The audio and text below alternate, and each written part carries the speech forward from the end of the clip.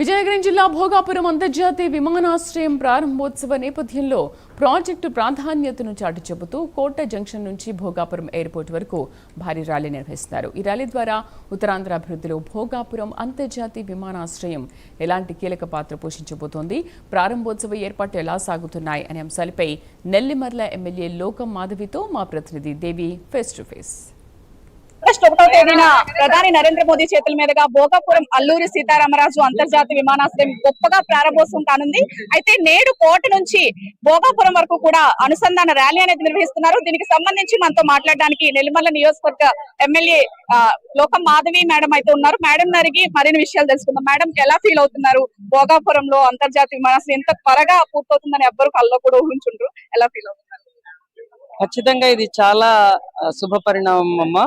ఎందుకంటే ఈ ఎయిర్పోర్ట్ భూములు సేకరించిన దగ్గర నుంచి ఆ తర్వాత 1924 మధ్యలో దాన్ని ఎలా పడుకోబెట్టారో, దాన్ని ఎలా ముందుకెళ్ళనివ్వలేదు అన్నది మనం అందరం చూస్తున్నాం. శంకుస్థాపనకే మళ్ళీ శంకుస్థాపన చేసి తట్టడి మట్టైనా తీయలేదు. కానీ 2024లో కూటమి ప్రభుత్వం అధికారంలోకి రాగానే అటు కేంద్ర ప్రభుత్వంలో నరేంద్ర మోడీ గారి ఆశీస్సులతో, అలాగే రామ్మోహన్ నాయుడు గారి అకుంఠిత దీక్షతో, అతని నిరంతరం పర్యవేక్షణతో ఈ రోజు మేము అన్ని పూర్తి చేసుకొని, అన్ని హంగులు పూర్తి చేసుకొని మరి విమానాశ్రయాన్ని ఆగస్టు 1వ తారీఖున మోడీ గారి చేతుల మీదుగా ఓపెన్ చేసుకోవడం చాలా ఆనందంగా ఉన్నది.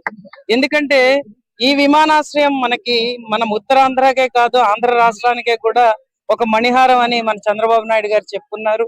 ఎందుకంటే ఎప్పుడూ వెనుకబడి జిల్లాగా ఉన్న మన విజయనగరం జిల్లాలో ఈ విమానాశ్రయం రావడం, అల్లూరి సీతారామరాజు ఇంటర్నేషనల్ ఎయిర్పోర్ట్ భోగాపురం విజయనగరం మనకి నిజంగా ఒక గేట్వేగా మారబోతున్నది. ఒక గ్రోత్ హబ్ గా ఈ ప్రాంతం అంతా కూడా అభివృద్ధి చెందడానికి ఇది దోహదపడుతున్నదని చెప్పడంలో ఎటువంటి అతిశయోక్తి లేదు.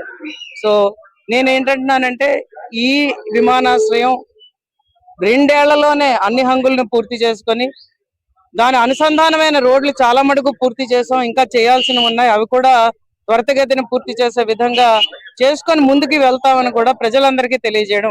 మోడీ పర్యటన 1వ తారీఖున జరగనుంది కదా, దీనికి సంబంధించి ఏర్పాట్లు ఏ విధంగా ఉన్నాయి? నరేంద్ర మోడీ గారు మన ప్రాంతానికి వస్తున్నారంటే మనం ఎంత బాగా ప్రోగ్రామ్స్ చేస్తాం అన్నది మీరు ఇంతకు ముందరే చేసి ఉన్నారు.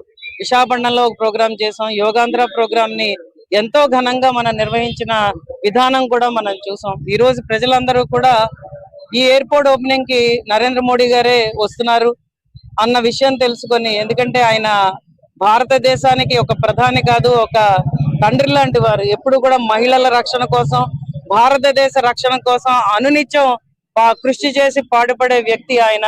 సో ఆ భారతదేశం ఈ రోజు వికసిత్ భారత్ గా ముందుకు వెళ్తున్నది అంటే ఖచ్చితంగా ఆయన తాలూకా చొరవ చాలా దాంట్లో ఉన్నదని మనందరం కూడా చూస్తున్నాం. కాబట్టి ఆయనే స్వయంగా వచ్చి ఎయిర్పోర్ట్ ని ఓపెన్ చేస్తున్నారని మేమందరం కూడా చాలా ఉత్సాహంగా, నాయకులందరం కూడా చాలా ఉత్సాహంగా ఏర్పాట్లు చేయడం అయితే జరుగుతున్నది. సుమారు 3 లక్షల మంది జనాభాతో ఈ ఓపెనింగ్ అంగరంగ వైభవంగా జరుగుతున్నదని కూడా తెలియజేస్తుంది.